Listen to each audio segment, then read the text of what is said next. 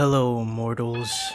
Ye slinking and callous few, you harrowing and visceral freaks, happy Halloween and welcome to my channel. I didn't have much of a plan for this, and in fact, it's my first video in a long ass time. But putting that aside, today I want to talk about the most terrifying things known to man.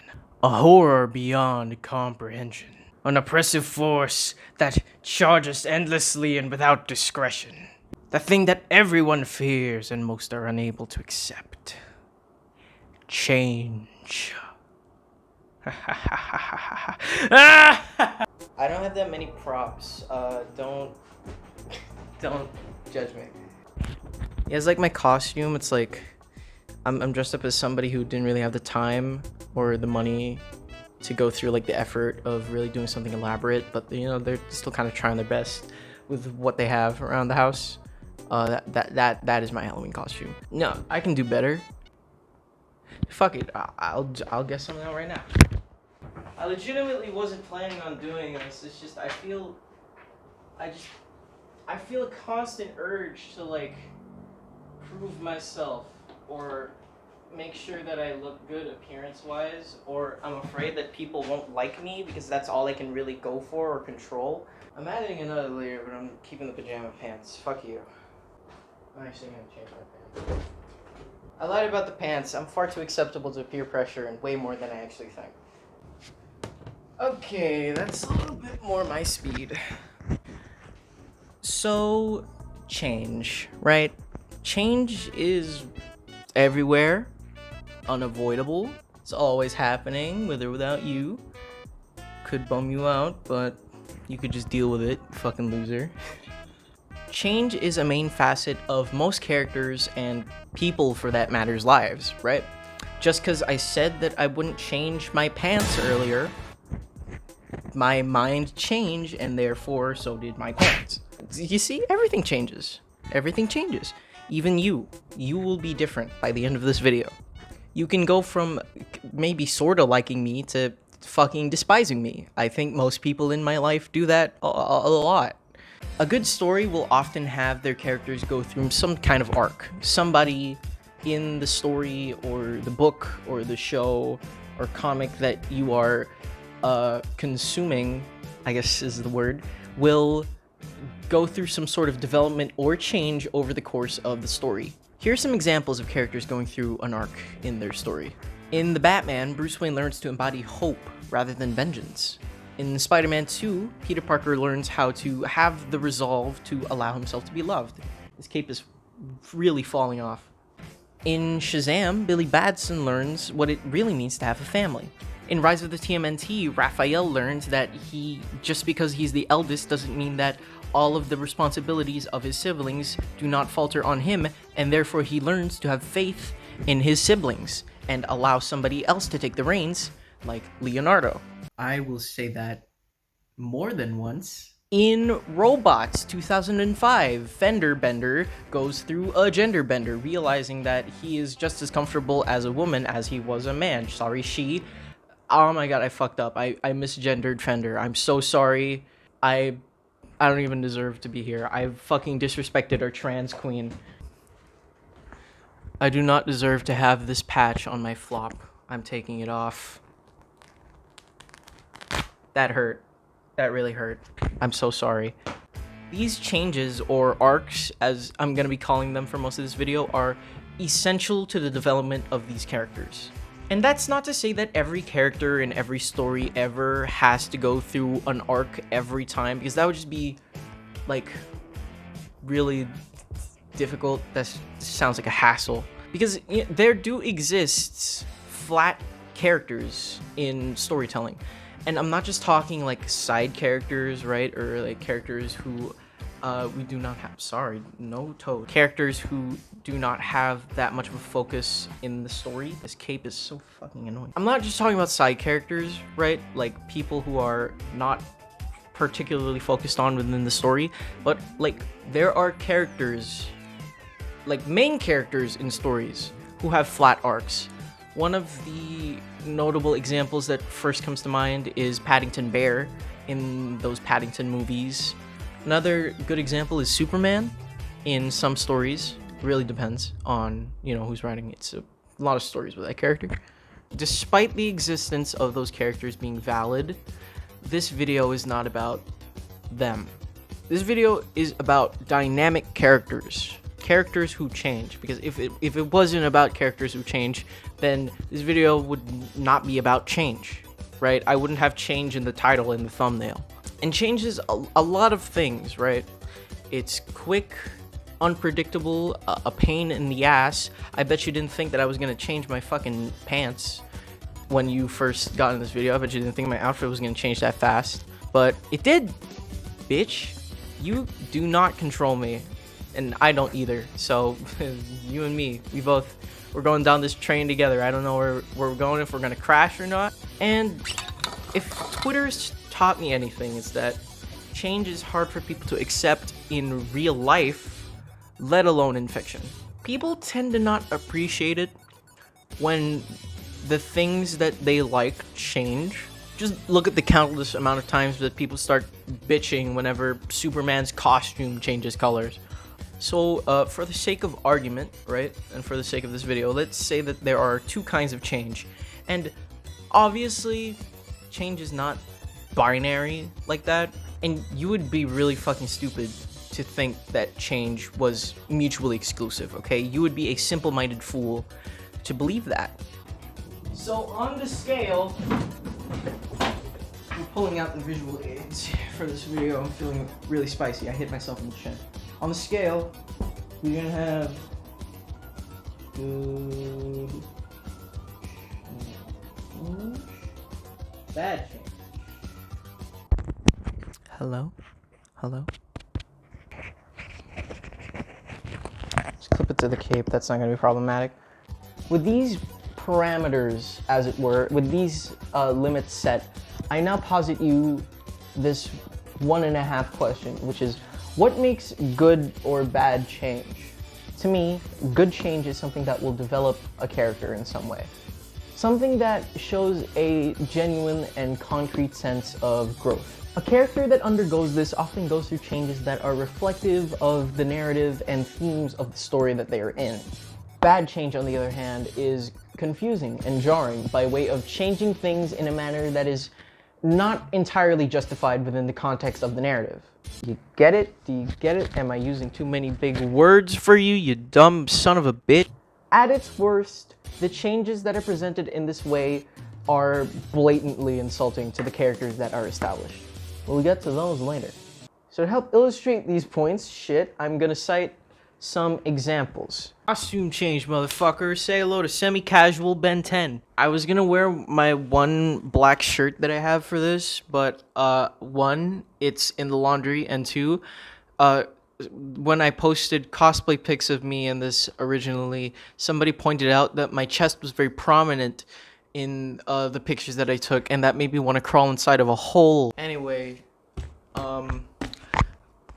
chapter 1? Let's go with chapter 1. Chapter 1, good change. So, citing my script right now. Ignore this, you don't need to see this. Our first example of good change on the board is, where did my fucking marker go? Didn't go anywhere is the problem, it's exactly where I left it. Daredevil. I wanted to do drawing because I thought it would be like quirky, but this is shit and I'm getting rid of it. It's so much harder than I thought it was gonna be, actually. It's like using a whiteboard in a video. I thought it would be easy. Now, we're using Daredevil as our first example because I actually think that Daredevil in the Netflix shows is a textbook example of good change. His arc over the course of the show is coming to terms with his anger and fear. Matt goes through a gauntlet throughout the show, especially in season 3, which is like the lowest point in his arc. You're gonna hear me say that a lot in this video. And yet, in spite of that, he comes out of it by the end a fundamentally better and stronger person and hero. We see the character of Matt Murdock get established. That's point 1, or point A, as it were. He's a blind guy with a good heart and a strong urge to help others, but an unclear means of doing so. Sorry if, like, the jacket is rubbing up against the mic. I don't really know how to do this. I'm very bad at making videos. He has this innate sense of darkness within him that he inherited from his father. My mother always used to say, watch out for those Murdoch boys, they got the devil inside. Did you like that? Was that a good impression, or am I making a fool of myself?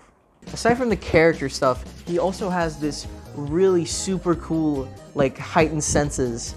And because it's a comic book world, he, of course, uses those powers to become a superhero because of his innate urge to help others, right? Matt's sense of morality is called into question, and that is point B. It also presents characters like Frank Castle or Ben Poindexter who will mirror, sometimes in their literal sense, Matt's actions and his morality. Frank Castle, for one, will constantly pester Matt about how he should just fucking kill the criminals he sees because it's like, it's easier, it's cleaner, and he's already like breaking the law by being a vigilante, right? So he's like, God, why you fuck pussy, Red? Why don't you just fucking kill a guy, stop it, so that they can never commit crimes again? But Matt consistently retorts this idea, and even insists that Frank should stop killing other people because he believes that everybody deserves a second chance, even and especially criminals, including Frank Castle himself. That's just season 2, or part of season 2. Character is called in question, and his morals remain just and steadfast, right? And that's kind of another notable example of a character having a flat arc or unchanging, because it's Matt's unwavering sense of justice that kind of inspires Frank to be better, which we see by the end of season 2. That is not to say that Matt doesn't have an arc in season 2. That's just what happens in like the first 4-ish episodes, which are the best part of season 2, because that's the part where they focus on the Punisher. Moving on, we're gonna do a little bit of a time jump. We're gonna skip ahead to his most recent appearance, which is, as of the writing of this video and the recording of this video, is in the latter half of Disney Plus's She-Hulk. Okay, I'm going off the record. I will admit that I haven't actually seen She-Hulk. I've heard mixed feedback. People whose tastes that I trust, they have said that it is a good show. People whose taste I trust have said it's a bad show. People said it's mid, yada yada, all that jazz. But this is not about Jen, this is about Matt, and we're gonna cycle back to him right now. I haven't seen the show, but Matt in She-Hulk seems at a pretty good point in his life. He seems pretty happy, right? Seems like a fun little happy little guy. And that is in heavy contrast to the place that he was in at season 3. At season 3, Matt was literally ready to fucking just kill a guy. He was absolutely just guns blazing, headstrong, really about to fucking just find and murder Wilson Fisk. He was at such a low point in that season. They delved into a lot of his darkness in Daredevil season 3, and that might make you think, oh, so in She-Hulk, he went through a really jarring change. He's really happy here. He was really fucking bummed out in season 3. Then it's bad change. But it's still in the good change bracket, because by the end of season 3, actually, Matt arrives at a new point. By the end of season 3, Matt has changed. Because it's through the trials and turmoil that he faces in season 3, losing his senses in the beginning, and his reputation, being unable to integrate properly back into society as Matt Murdock because he kind of got into a huge accident as Daredevil in Defenders. By finding the strength to pull on and the will to hold back and spare Wilson Fisk even at his lowest point, when his whole world has been stripped away from him, he goes through the ultimate sort of sense of victory by the end of season 3. Moral victory. Because by the end of that, he gets the ultimate reward, which is being really fucking happy and getting to hang out with his besties. And he's right back up with Foggy and Karen, and they start a new law firm, and it's really cute.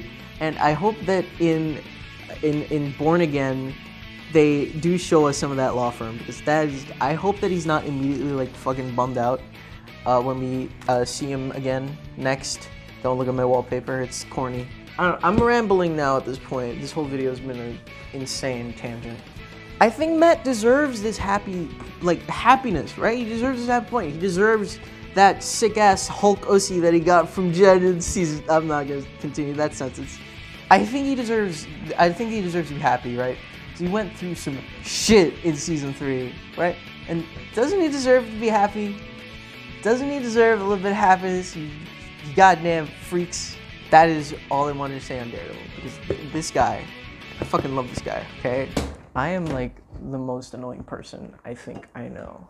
Our next character is Harry Potter, but not your mama's Harry Potter, you son of a bitch. We're talking about a Star Kid, motherfucker. Yeah, that's right. I never read a book in my goddamn life. I lost the cover for this marker, but we're gonna roll with it. In Star Kid's Harry Potter musical series, Harry Potter is presented as a obnoxious, self-righteous, obnoxious, pompous douchebag son of a bitch who does not care nearly enough for the people around him as he should. He treats a lot of his friends and loved ones with shit, especially Ginny Weasley, his love interest, who he just absolutely fucking disrespects so much, in not only the first one, but in the third one, and to some extent the sequel, the second one too. He's a massive fucking asshole, right? He's a dick. But the whole point of these shows and his whole arc in all of them is that he learns in a different way every time that it's not all about him, despite it literally being named after him. In the first installment of Harry Potter musical, Harry learns to truly appreciate the people around him, and that loving people is not just about showing all the love, just being the most loving person that you can be, but it's also about learning, like being able to accept love from others, right? It's as much of a push as it is a pull. That's what he learns in the first one. And then in its sequel, a Harry Potter sequel, we go back in time to Harry's first year in Hogwarts, and because that's like below what was established in the first one, we're gonna skip over it. If you have complaints about that, say one thing in the comments and I will make an hour-long video essay about how the Star Kid Potter musicals are better than any adaptation and even the actual original books. Lastly, in the finale of this whole series, of Harry Potter Senior Year, Harry Potter has gone stale in the eyes of not only the public, but everybody at Hogwarts. So in a hopeless attempt to try and stay relevant, Harry dumps his girlfriend, Ginny Weasley. Ginny, I'm sorry.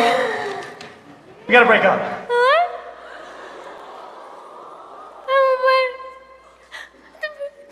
We love each other. That motherfucker. Girl, Ginny, he did not even fucking deserve you. Move on. Find somebody better. And, you know, to her credit, she does try to find somebody better, but what she does actually is she starts venting to a journal that Harry gave her, which is actually possessed with a piece of Voldemort's soul. So, oops. Much like Matt Murdock in Daredevil Season 3, Harry Potter is actually at his lowest point of his arc, in a way, in a sense, in the third musical. He is literally fading away from relevancy in the eyes of everybody around him. Everybody except the people who love him the most, which are his best friends, Ron Weasley, Hermione Granger, and to some extent, Ginny Weasley, aside from that heartbreak shit, Harry, you bastard. And through the words of some of the people that he lost, and the people that he really loved a lot, and the most, those people being Sirius Black, Remus Lupin, and his parents, also Severus Snape. They tell him that, hey, Harry, everything ends, and you can choose to end in a whimper, or you can go out with a bang. So with Ron, he goes back to Hogwarts. He's got to head back to Hogwarts. And you know, in this musical, he really learns that everything is temporary, and no matter how much any of us really try, nothing is ever set in stone. With that in mind, he gets out of the flying car and back into Hogwarts, and he saves the day one last time. And once again, he's willing to sacrifice his life to save Hogwarts. But he doesn't, he gets saved last minute and shit. I don't know. I think what I'm trying to say is watch the Harry Potter series on YouTube. It's all free. I just really dig the way that the characters are presented in these shows, right? And like, I just think they're really good musical spoofs. I think they're the best ever examples of parody that you can find anywhere out there, like in general, not just for Harry Potter. Every Star Kid play has got this signature style of being like really funny, but still hold a dramatic sense of weight. This video is not about okay, you know what? I'm moving on. I'll save that for my hour-long video essay about Star Kid. Before you ask, no, this is not as far as I'm willing to go. We have our last characters for the good change bracket. The Ninja Turtles. Oh, the clip fell out. The Ninja Turtles. Yes, from Rise of the TMNT. Fuck you if you have any complaints about that. This is really, I can't use this at all with these gloves on. This is a pain, really. Please, I'm begging. I'm begging. Rise of the TMNT is probably my favorite iteration of the Turtles by far. Like, it's not even close, dude. And I'm sorry to like people who like the 2012, 2003, 90s version of the Turtles. That's just my opinion. And I am somebody who grew up with the 2003 and 2012 version of the Turtles. Okay, that is literally my standard and my understanding of the Turtles, and I still think that Rise is the best. In my opinion, I think. In my opinion. Now, the personalities of the Turtles are all very well established in season 1 of the show, and they continue to get developed and explored and expanded upon throughout the course of the show in the only 2 seasons that it has, and the movie. That's all well and good, but I am primarily gonna focus on Raphael and Leonardo in this video because it's getting pretty long, and they are the ones who have the most focus typically amongst the brothers in a majority of the Ninja Turtles media. But, and this is important, this is of note, okay? I am gonna talk about Rat Daddy. Hot soup, let's go. Raphael is the eldest brother of the Turtles, and he damn well acts like it. He's protective, nurturing, he's this gentle giant type character who's like kind of overbearing and super protective of his brothers.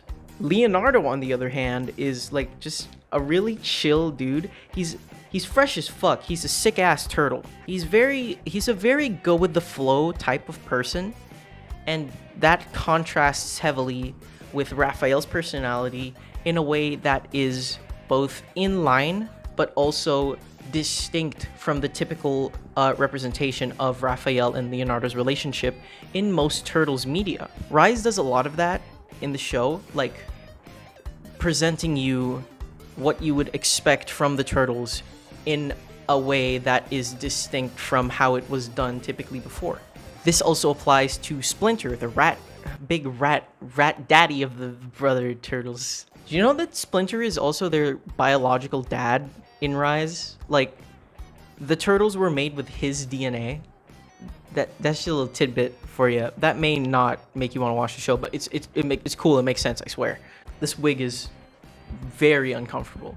Raphael's personality is very well established throughout the show, but Leonardo's personality is actually something that is built up in the background. There's a particular episode that is of note when it comes to establishing Leonardo's character traits, and that is this one where he goes to the underground city with Rat Daddy Master Splinter to do like some kind of battle royale thing with the secret underground society of yokai. It's a whole thing in the show.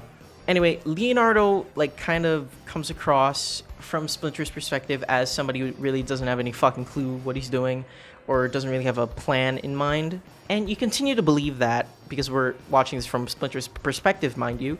But as it turns out, in the end, it's revealed that Leon actually did have a whole plan in mind and even some contingencies in place. He was in complete control of the situation, and Splinter didn't give him enough credit for that because he thought it was just a goofball because of his carefree attitude.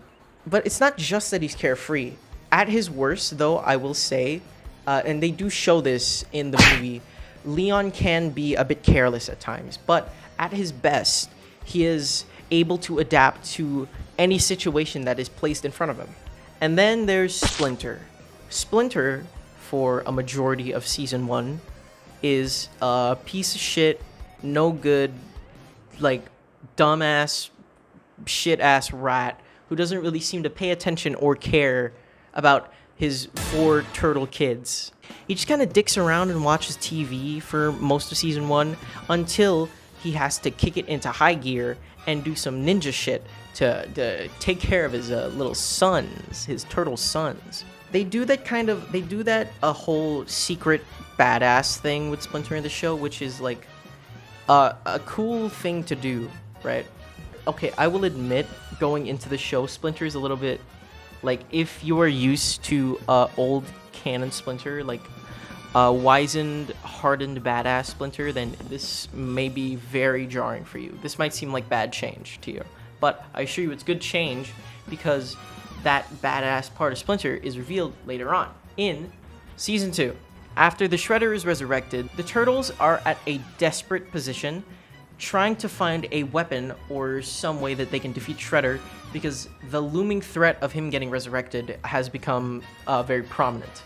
Foot Clan trying to revive Shredder, Turtles are trying to find a way to beat his ass again. Okay, they go into Splinter's mind to try and find the weapon that they can use to defeat Shredder, or like its location. Raphael does attain the location of the weapon, but they also attain the knowledge of Rat Daddy's fucked up backstory. I gotta stop saying Rat Dad. You see, Splinter's abrasive and like brushing aside, not giving a shit personality traits, those are rooted in childhood trauma. Hamato Yoshi did not want any part in the Foot Clan because he experienced firsthand some trauma because of it, directly because of it. He shut every trace of this part of his heritage out of his life and instead decided to become some like Hollywood kung fu action hero movie guy. This is because when he was a child, he was a very young boy, he had to watch his mom like separate away from him forever because of her duty to the Hamato clan. Like Splinter was a little tiny ass kid, right? Just a little guy his mom just had to leave him for reasons that he found like unreasonable, and she fucking disappears in a cloud of like glowing cherry blossom leaves. Splinter had a good mom, okay? Yoshi, his mother was a very caring person who loved him deeply and was very saddened to have to let him go, but she had to, because she had to uphold her duties to the clan. This instilled a deep-rooted association of anger and hatred toward the clan in Splinter, or Hamato Yoshi as he was before he became a rat. Family is actually a big theme of Rise, and if you want to learn more about that, I highly encourage you to watch it, actually. So he creates this second persona that we call Lujitsu, who's a kung fu badass, and one of the best things about the show. Lujitsu acts as this sort of facade that Hayato Yoshi can put up. He created Lujitsu to feel strong in his moment of weakness, let's say. And ironically, even though he didn't want any part of it, he still becomes a really super strong warrior as Lujitsu. He's strong enough to attract the attention of Baron Draxum, who, that leads to the whole creation of the Ninja Turtles, which, again, if you want to learn more about that, you have to watch the show. And so you see the origins of Splinter, right? You see the origins of this like shitty ass rat dad. You witness his trauma, okay? You establish his character as just this little teeny little boy. This case is interesting because the character doesn't necessarily change, but it's our information of the character that leads our perception of them to change. Without this backstory, we would continue to see Splinter as a piece of shit, no good motherfucking rat. But thanks to the added backstory and knowledge of this childhood trauma, we now know that Splinter is just a hurt soul who's lost too much in his life. And the one thing that he used to feel strong was stripped away from him when he got mutated into a fucking rat. Circling back to the turtles. So, they uncover the weapon in the olden times. Their like great the world from Shredder was sealed away because Shredder was too dangerous. Son of member who started the Hamato clan. Shredder and April O'Neil is possessed by the spirit of Sarai. They got right? Like kind of not like really dangerous. thought. Like in JoJo's. Am I making any sense right now? I feel like I'm an insane person rambling right now. And that's just my insane ramblings about season 2. I haven't even gotten to season 1. Don't even get me fucking started because this video is too long. And you know, with that in mind and the fact that we are only into the good side of the character change, I think it's a good time for me to mention that I'm splitting this video in half. It's just not gonna work out the way that I wanted it to, and I don't think I'm gonna be able to release this on Halloween if I try to do the bad change as well. So we're gonna stick with doing good change. We're gonna remain a little positive, and come New Year's, hopefully, I will start talking about bad changes. That's it. I'm calling it. It's rainy as fuck. There's literally a typhoon passing right now, where I'm at. Anyway, that's just how I've been. How you been? Really? You doing good? You had a cup of water? Had anything to eat? You doing well? Talk to anybody lately? I feel like maybe you should do that if you feel like you have any baggage. Don't be afraid to let people know, right? And don't feel like an asshole for sharing your emotions, right? It's alright. You can tell people how you feel. It's okay. Learn to accept feedback. Be willing to change. Don't be afraid to tell people who you really are, I think. That's what I'm learning this week. It's been a really weird week for me. Very weird, very bizarre. Not a huge fan of the occurrences this week. Very not poggers. I've kind of been having a shitty month actually, but I don't want to dump, right? Because you are a stranger, and I will not take solace in you because you do not exist to me. You're not real. None of this is real. I'm not real. I'm a hologram. I tricked you. I lulled you into a false sense of security. Check this shit out. Do you see them? Do you see the creatures? They heard me rambling. Hello, animals. How are you? What the fuck? What the fuck? I was not expecting that. I shouldn't have actually slammed my camera.